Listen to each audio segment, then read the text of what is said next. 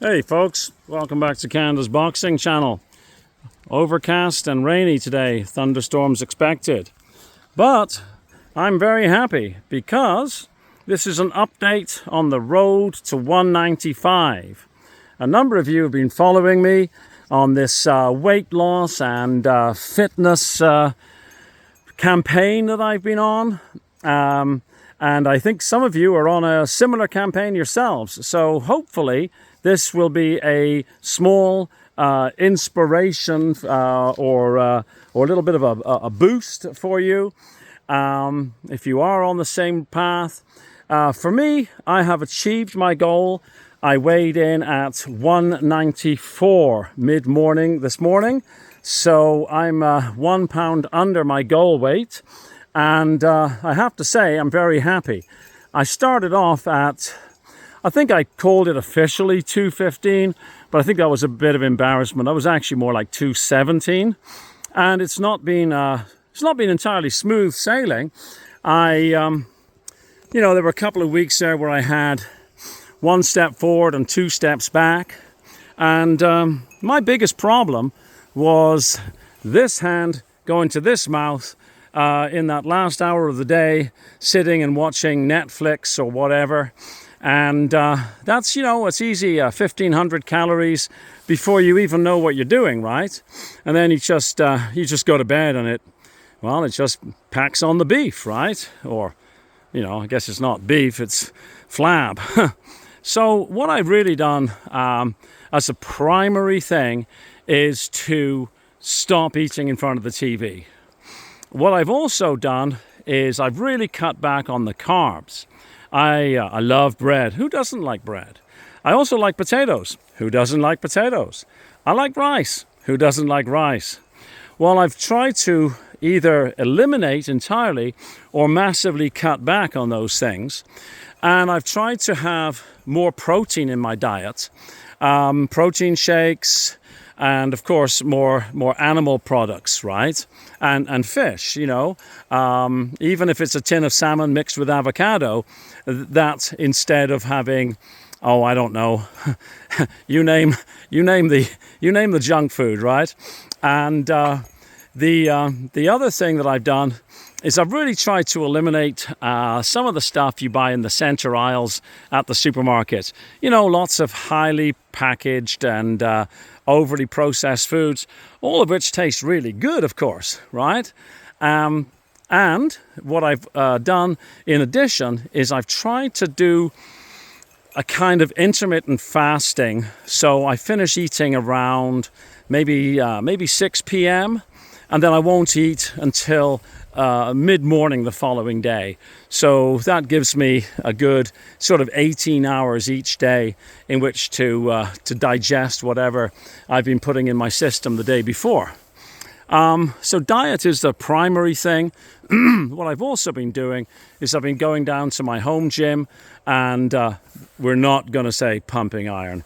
I'm an old age pensioner, so pumping iron is in the rearview mirror, but I have been doing some light weights and some strength over body weight exercises, like push-ups and like dips, etc. You've all done them. It's just a case of doing them again, I suppose.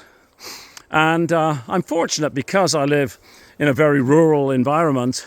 I'm naturally busy, right? I live on a property where the simple maintenance of the property and of animals requires that I'm out doing what my good buddy calls functional fitness, whether that's running a saw or moving dirt or building fences or whatever it happens to be.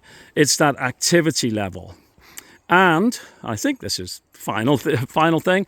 I don't run anymore. I do a little bit of cycling, but really it's just recreational. But I am trying to get a minimum of 20,000 steps in a day. I don't achieve that every day, but on average over a week, I easily make that. So again, I'm fortunate. I just have to step outside the door and put one leg in front of another. I'm not talking about power walking. I'm just talking about, covering the ground, getting the steps in. And, part of that is just, activity, right? But it sure beats kind of sitting on your tail, watching TV or surfing or whatever it is that we do as human beings, right? So I'm happy. I was annoyed at myself that I allowed myself to get fat, but I live in a place where you have winter for 5 months of the year, and hey, I can come up with all the excuses in the world why I need a chocolate bar or a bag of chips or whatever it is, or a can of soda. So I've eliminated all those things from my diet. I don't drink soda or pop, I guess. Depends on where you are in the world. I'm talking about fizzy drinks, Coca-Cola and Sprite and stuff like that. And I've substituted that with just plain water or soda water if I want something fizzy. But it's definitely a case now where I'm feeling better. I feel healthier. I'm not going to be breaking any fitness records or anything like that anytime soon. Age and, let's be frank, the diminishing testosterone kind of works against us, right, as we age. But I do believe that carrying that excess flab, particularly around the middle, that can't be healthy for us, especially as guys. People do have jammers. People come down with all sorts of other ailments. And then there's that ever-present threat of diabetes, which I don't know about wherever you're watching this from, but in North America, it's it's kind of an epidemic, right? And